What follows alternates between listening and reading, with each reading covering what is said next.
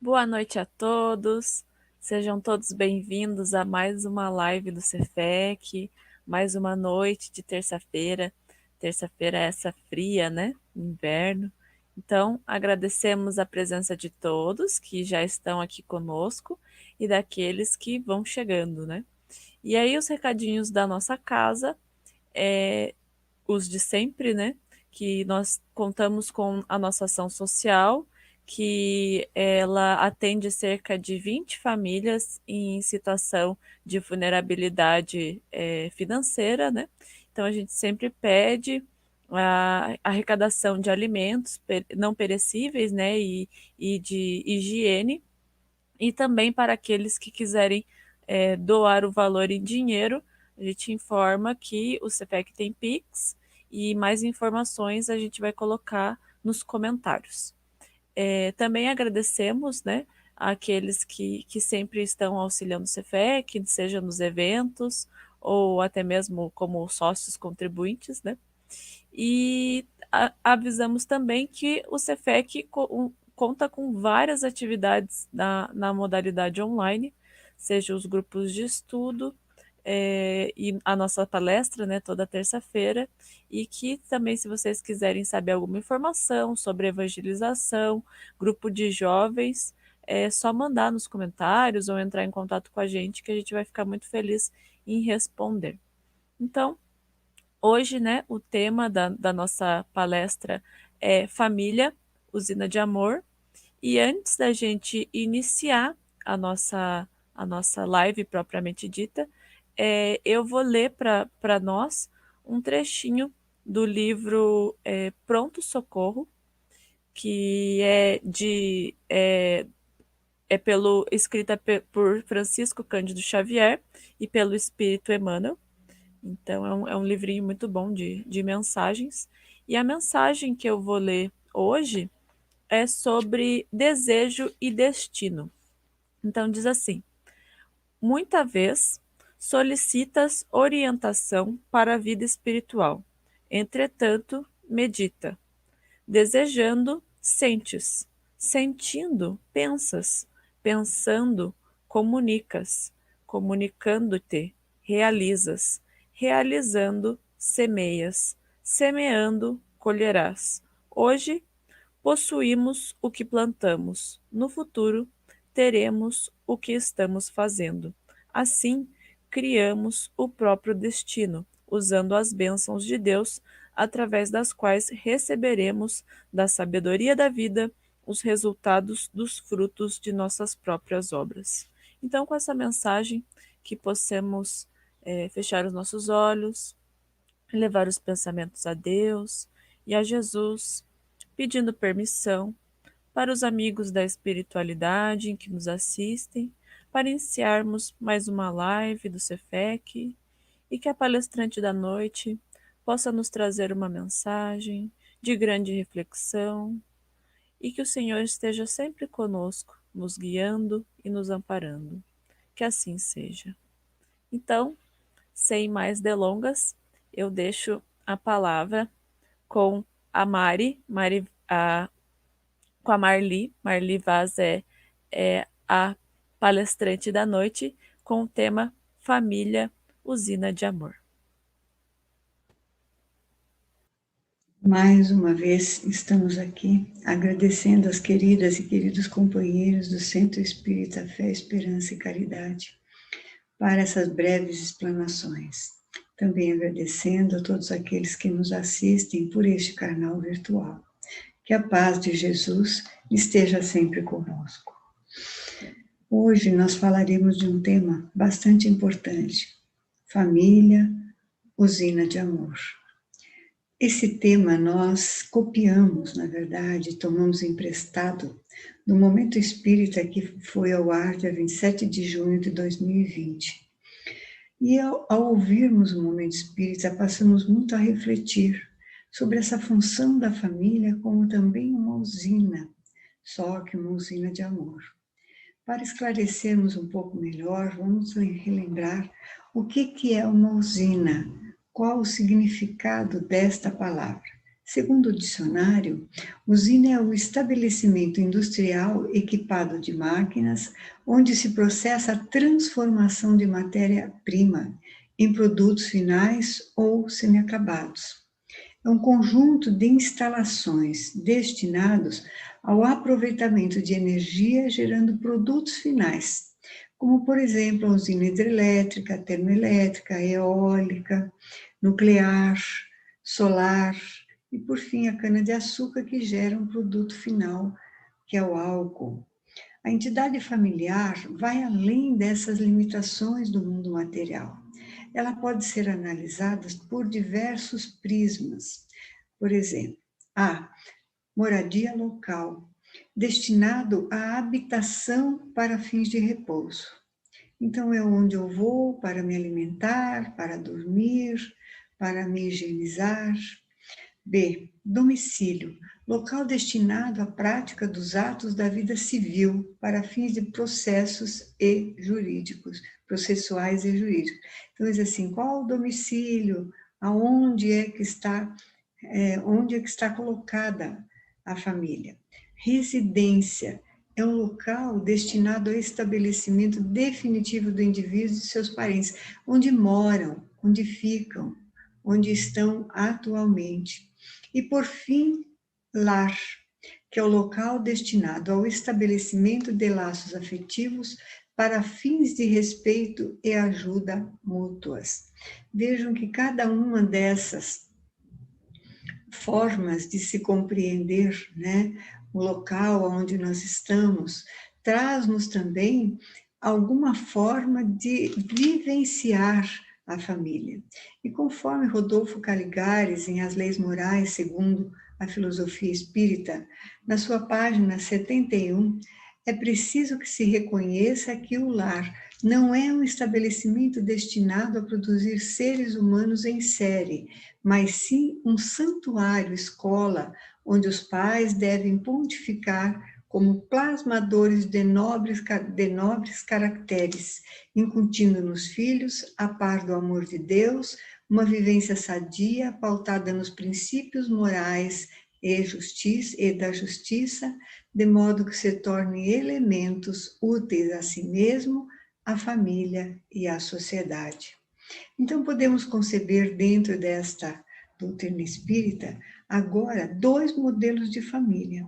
Famílias consanguíneas, formada por laços materiais, unidas pela lei de ação e reação, bem como a lei dos homens.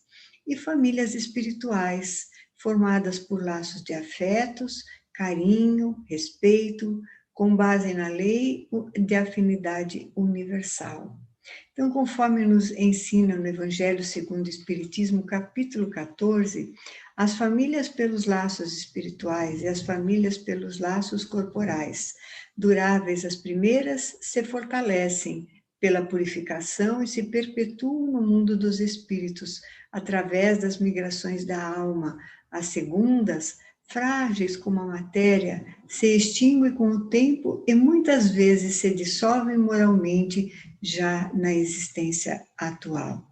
Desta forma, a família tem como visão divina promover o renascimento das almas sobre um mesmo lar que vai além dos vínculos de convivência e deveres materiais de assistência, pois é no convívio diário que se possibilitará a reconstrução desses vínculos afetivos que em existências pretéritas se deteriorou e sejam reconstruídos por meio do amor.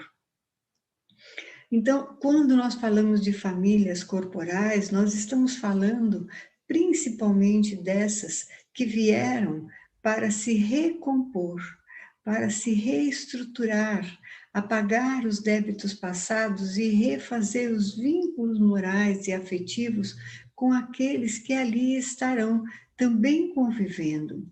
Já as famílias espirituais são aquelas que já construíram esses laços de afeto de tal forma apertados que eles sobrevivem ao mundo físico e ultrapassam para o mundo dos espíritos, formando então uma grande família espiritual. Mas de que tipo de amor nós estamos falando? A lei do amor deve ser compreendida em toda a sua plenitude. Primeiramente, Joana de Ângeli, em suas várias obras, dos tipos de amor. Primeiro, amor egos, sentimento de reconhecimento das próprias potencialidades que o indivíduo desenvolve por si. Baseia-se em valores como a autoestima, o amor próprio, possibilitando fazer mais para frente a diferença entre a individuação e o egoísmo. Então, aquela primeira fase que nós observamos nas crianças menores, em que tudo é meu, tudo é individuação. Quem sou eu? Então, a princípio, às vezes, elas inclusive só usam o seu nome, elas não usam o meu, o teu.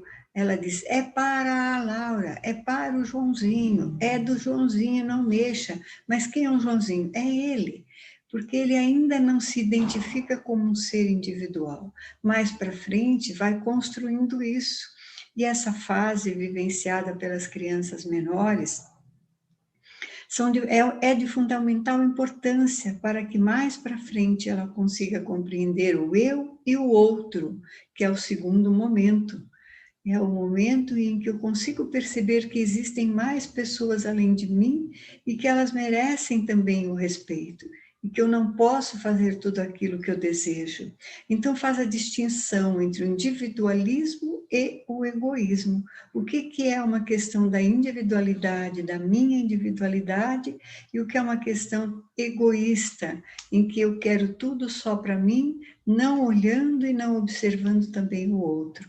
O segundo do qual ela nos fala é o amor eros, que é o sentimento de atração carnal por um indivíduo, que o indivíduo desenvolve pelo outro. Baseia-se em diferentes tipos de desejos, por exemplo, a sexualidade. Numa entrevista com Chico Xavier, em 1988, perguntaram para ele se o sexo antes do casamento era proibido.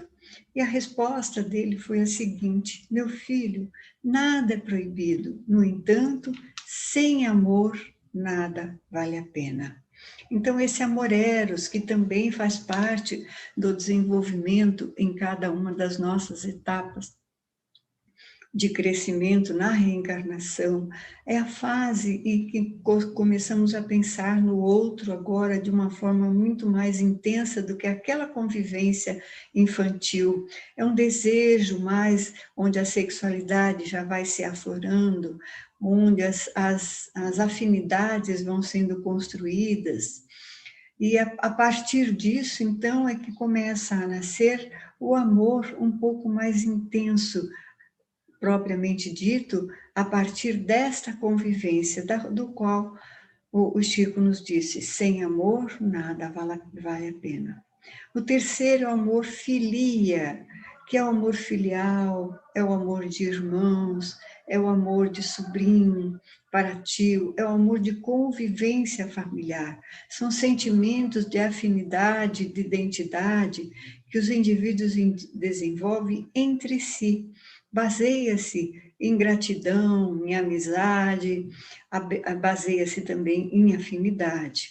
E, por fim, o amor ágape, que é o sentimento incondicional, de caráter universal, que se desenvolve de forma coletiva por toda a humanidade. Baseia-se em valores como a caridade, a solidariedade e, principalmente, a empatia. E aqui poderíamos fazer um link com os diferentes prismas dos quais falamos lá em cima: moradia, domicílio, residência e lar. Dependendo de em qual deles a família está convivendo, também se estabelece os diferentes tipos de amor. Lembrando que a família também tem por objetivo a reconstrução dos laços afetivos. Então, quando ela estagia simplesmente na moradia, por exemplo, que tipo de amor, que tipo de ligação espiritual e afetiva vai haver entre pessoas que somente entram dentro de casa para se recompor do dia, para tomar banho, para se alimentar, fazer a sua higiene, trocar de roupa, ficar um pouco ali e depois no outro dia começar tudo de novo. Ou então num domicílio, que é um lugar onde eu estou. Uma residência é um endereço, eu moro naquele lugar, mas a convivência também se faz como se fosse uma moradia simplesmente, onde as pessoas entram, pouco não conversam. Então, ali não pode haver a construção do amor ágape. Talvez fique muito mais preso no primeiro e no segundo do que pule para o terceiro, porque esta construção do primeiro, do segundo, do terceiro e do quarto tipo de amor, vamos fazendo à medida em que vamos desenvolvendo também nessa encarnação, nas questões também de forma material, neurológica, a partir das idades, vamos construindo isto, mas aqueles que nos assistem, que são os adultos, que são aqueles responsáveis pelo desenvolvimento dos menores, se esses ensinamentos são baseados nos valores como a caridade, a solidariedade, a empatia, o respeito, o amor incondicional, o amor não porque você é melhor, porque você tirou uma nota boa, fez a tua obrigação, então a mamãe te ama por isso, a mamãe não te ama mais por causa disso, porque você não foi bom, porque você mentiu, porque você riu.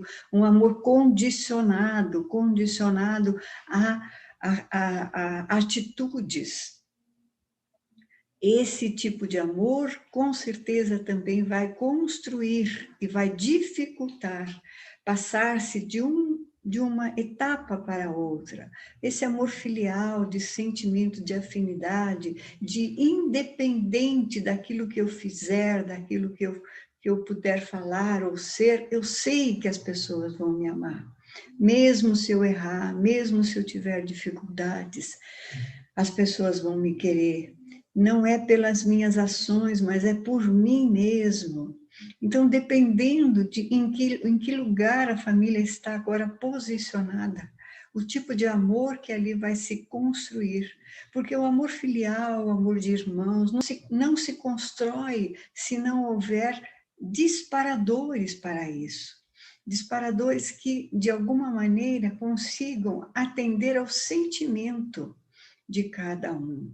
Aquele em que as pessoas que estão responsáveis pelo desenvolvimento desses seres conseguem, de alguma forma, vivenciar esses tipos de amor também na família.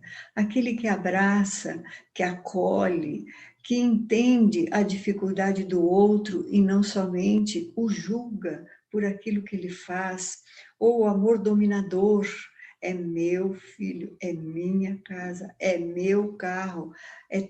Estamos estagiando no primeiro tipo de amor, que é o amor egos. O nosso ego fala muito mais do que tudo outro. Quando compreendemos que nada que está ali é nosso, tudo está nos sendo emprestados pelo amor maior que é Deus, para que possamos usar daquilo e das experiências, mas também auxiliar o desenvolvimento, vamos automaticamente mudando através do respeito, do amparo, do carinho, da empatia, estaremos proporcionando a esses diferentes tipos de amor, que são todos facetas do amor maior, a transmutação de um para o outro, até atingirmos o amor ágape. Atualmente, a família se apresenta diversificada em sua estrutura e muitas vezes passam por situações delicadas e desafiadoras que se incorporam à rotina da família, deixando-se vencer pelo desânimo, abandono, desespero, muitas vezes cultivando ódio, culpas, mágoas, revoltas. E desta maneira a família está exigindo de seus membros atitudes corajosas, de renúncia, de dedicação, oferecendo oportunidades grandiosas de rever os relacionamentos, retomando os ensinos de amor trazido por Jesus. possibilitando o desenvolvimento do amor pleno a partir das várias facetas que já apresentamos.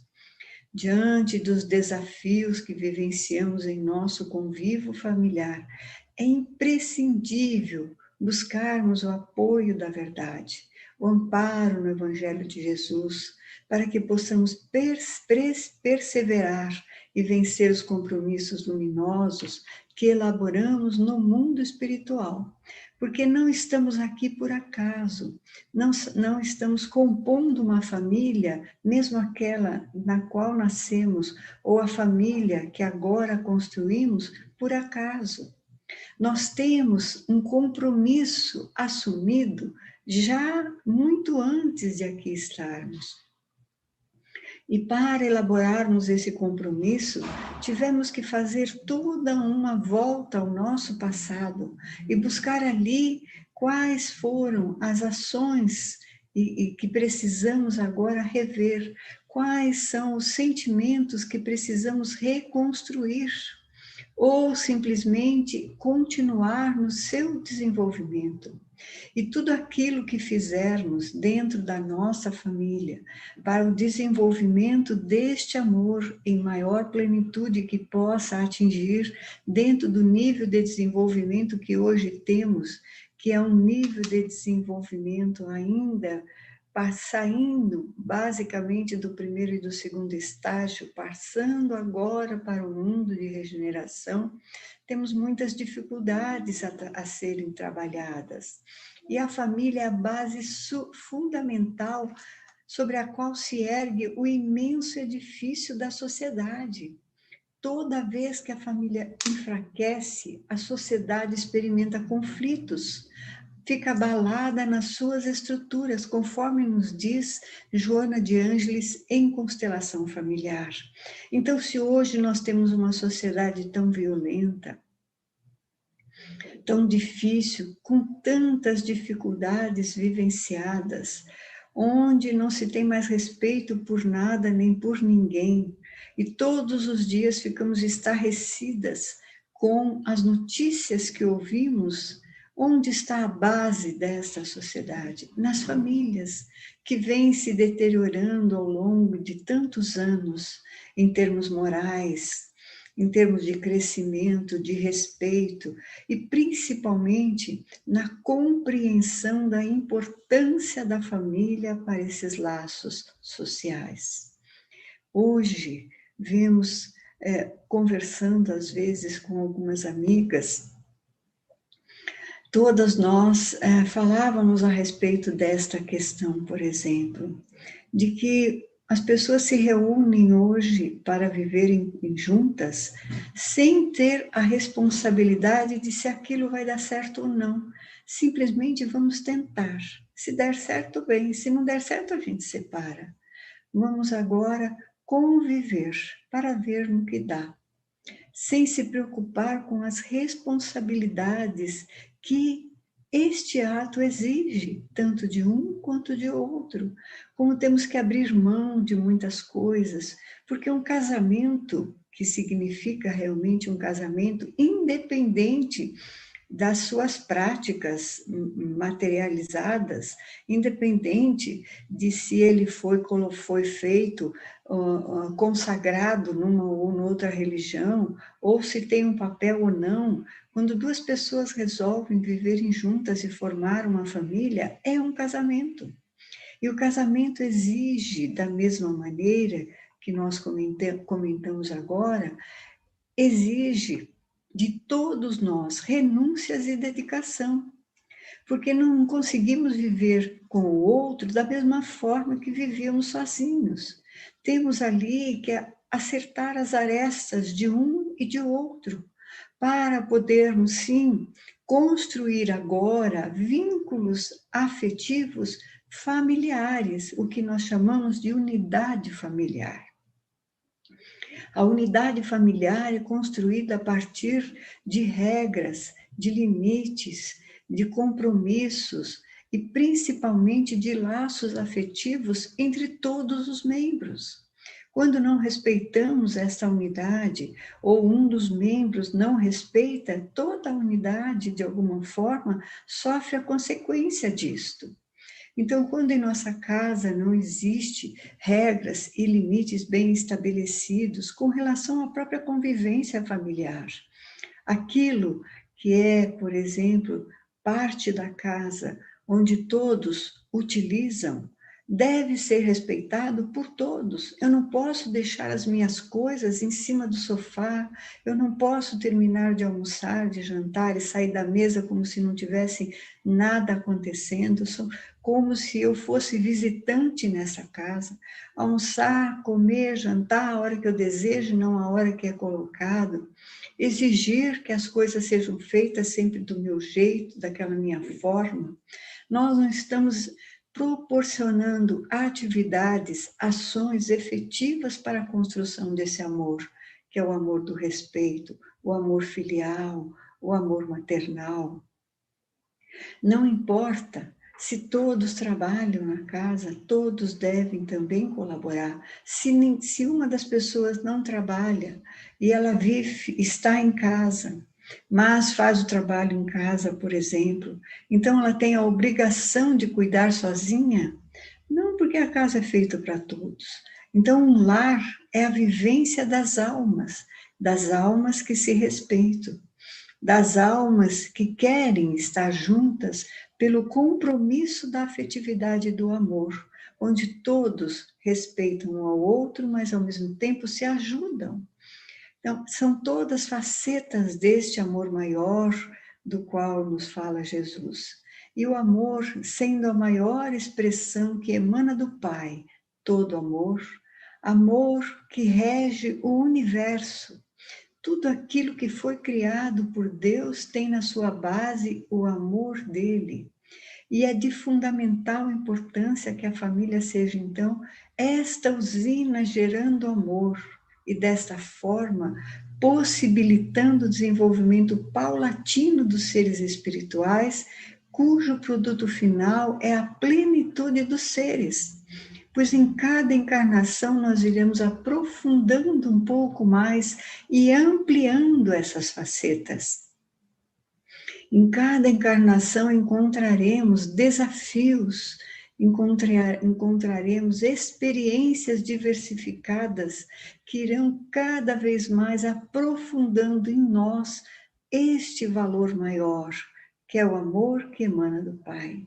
Por isso que quando dizemos que Deus está em nós, Deus faz parte de nós, não que Ele tenha colocado ou esteja presente, mas é deste amor dele que estamos falando, porque fomos, de certa forma, gerados, se assim podemos dizer, criados a partir do amor divino. Então, ele está em nós e ele está em tudo aquilo que ele criou. É a maior lei que emana do Pai. Todas as outras que falamos de virtude, quando falamos nas virtudes, na caridade, na beneficência, na compaixão, em todas elas, todas as caridades, todos os atos, todas as virtudes têm na sua base uma porção deste amor, porque sem ele não nasce a virtude. Como fazer caridade sem amor? Como ter compaixão sem antes aprender a amar ao outro, ou pelo menos a respeitar, a sentir pelo outro a empatia da sua dor, a sentir o quanto o sofrimento do outro também nos atinge de determinada maneira. Embora muitas vezes não possamos fazer nada naquele momento, podemos sentir por ele esse sentimento de compaixão e orar. É pouco, mas já nos desenvolve deste amor maior de que não somos sozinhos no universo. Não somos somente o ser mais importante que existe, mas que, pelo contrário, somos tão pequeninos ainda, diante de toda a evolução que ainda precisamos percorrer. Tudo isso é construído dentro de um lar, de um lar que não importa qual seja a sua estrutura, não importa qual seja o seu tipo de moradia, se é suntuoso ou não, como diz a poesia da Amélia Rodrigues, se é uma caverna, se é um barracão, um bangalô, não importa. Importa é o amor que eu possa vivenciar dentro dele. No livro, no livro Jesus no Lar, no capítulo 1, Neio Lúcio, através da psicografia de Francisco Cândido Xavier, relembra Jesus orientando-nos. O berço doméstico é a primeira escola e o primeiro templo da alma. A casa do homem é a legítima exportadora de caracteres para a vida comum. Veja como isso é importante. A casa do homem é a legítima exportadora de caracteres para a vida comum, pois é ali que aprendemos a viver na sociedade. A paz do mundo, continua ele, começa sobre as telhas a que nos acolhemos. Como nós vamos construir a paz no mundo se não construirmos a paz dentro da nossa casa, nas nossas convivências? Se não aprendemos a viver em paz conosco mesmo, se não aprendemos a olhar para nós, os nossos defeitos, dificuldades, mas também o crescimento que já foi, de alguma forma, desenvolvido, nos arrependermos das ações que não foram, de certa forma, adequadas, mas sem aquela culpa que dói, que remói, procurando reconstruir isso de uma outra maneira, tal como nos falava na pergunta 919. Como é que eu posso cada dia ser melhor do que eu fui ontem? Cada dia amanhã que eu possa ser melhor do que eu fui ontem. Santo Agostinho nos diz: faça toda noite uma avaliação do que fizeste no dia. E o que ele nos coloca não é para que possamos identificar somente os erros, é para que a partir desta identificação não fiquemos carregando culpa e todos os dias remoendo aquilo que já foi passado, mas reconstruir isso em outras bases. Então precisamos rever quais são os nossos relacionamentos, como que a família está se relacionando um com o outro e em todos com a sociedade. Se os exemplos que são trazidos de dentro para dentro da nossa casa são exemplos de consideração, de empatia, de compaixão, de humildade,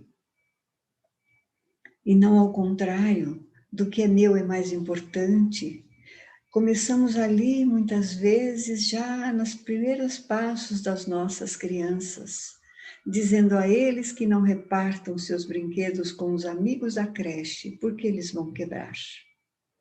E aí você vai ficar sem. Ou então que não dividam isso, não dividam aquilo, porque senão mamãe vai brigar, porque isso é muito caro, não vou poder te dar outro. Ou comprando as crianças nas suas responsabilidades com coisas materiais, ou às vezes até com valores amoedados.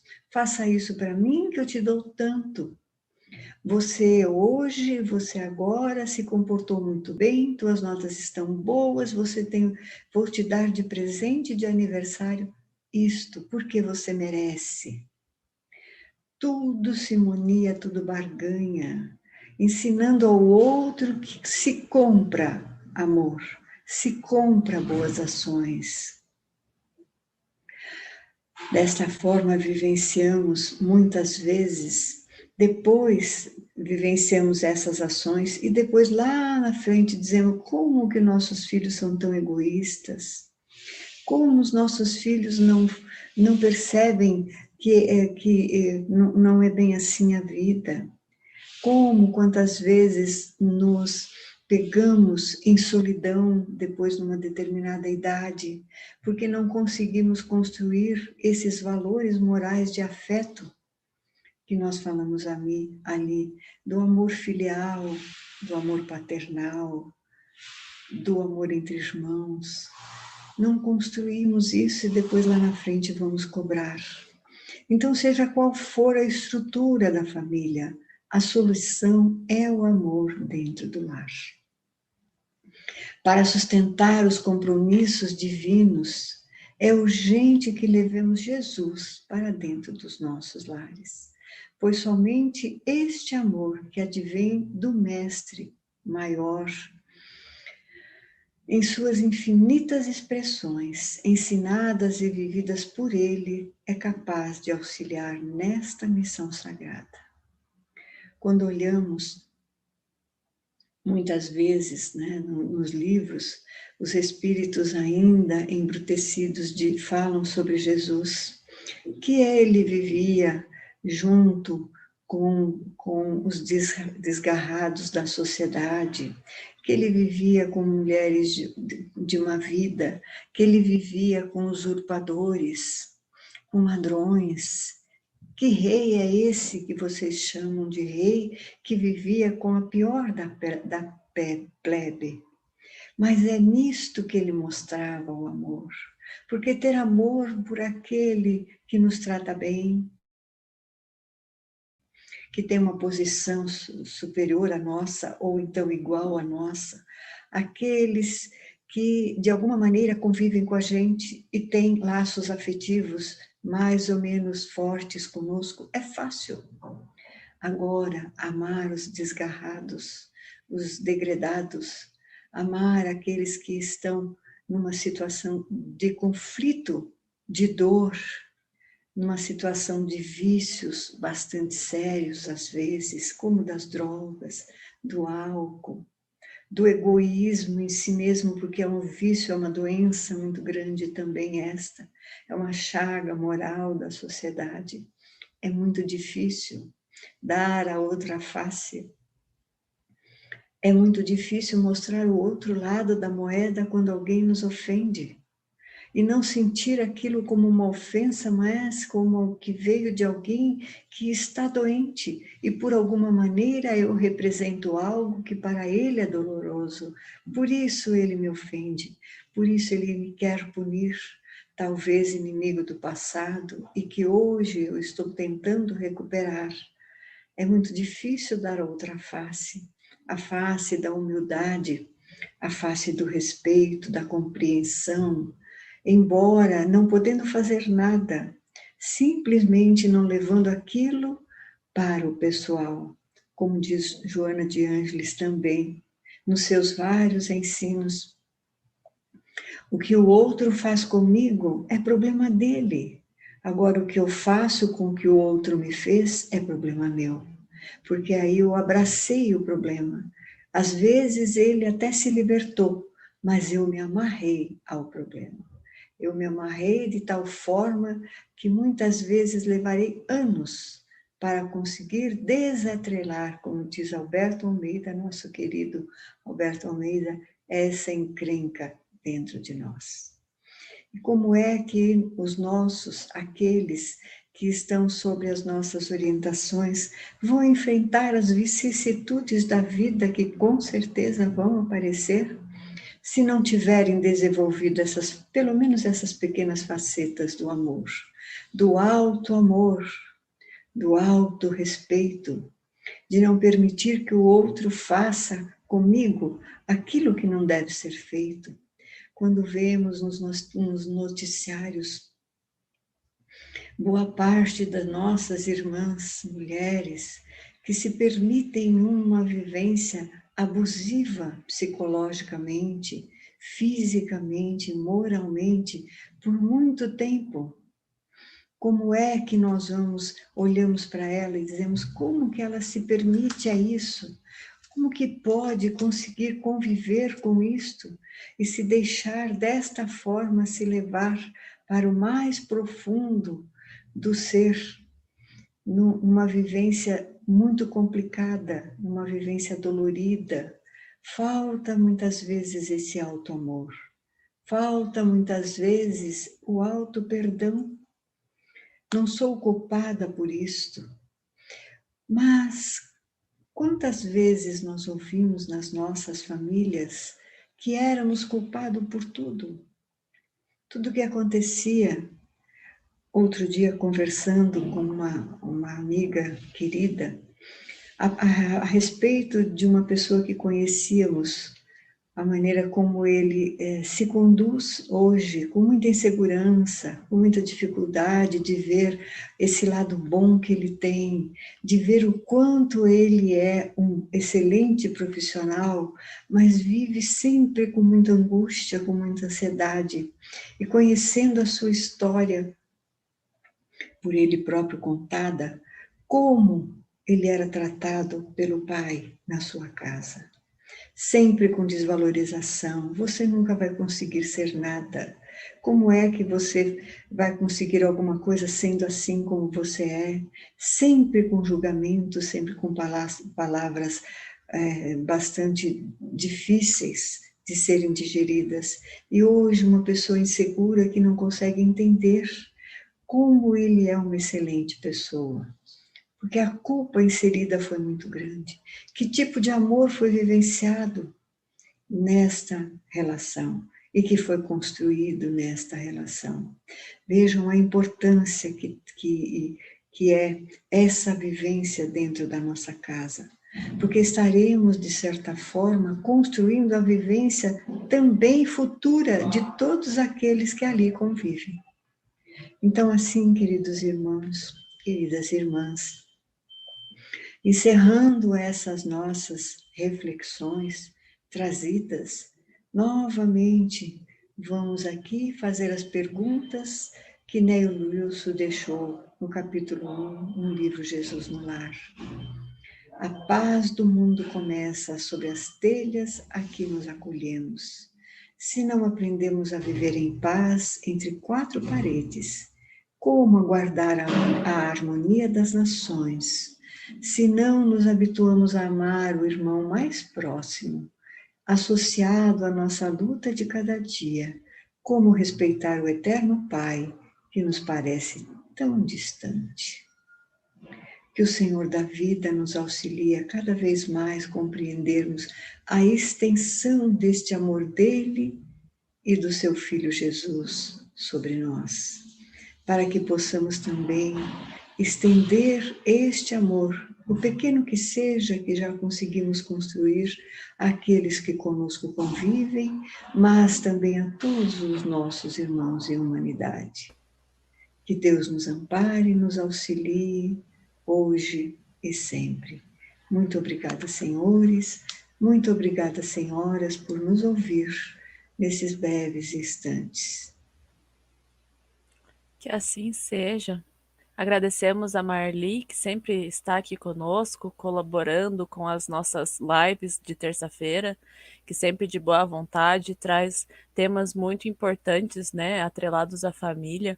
Então, que a gente possa refletir sobre esse tema, né, da família, sobre o que estamos fazendo nos nossos lares, né, e que possamos respeitar os nossos filhos e, enquanto filhos, né, respeitar os nossos pais. Então, o Cefec deseja uma boa semana a todos e que possamos nos encontrar novamente na terça-feira que vem. Um grande abraço.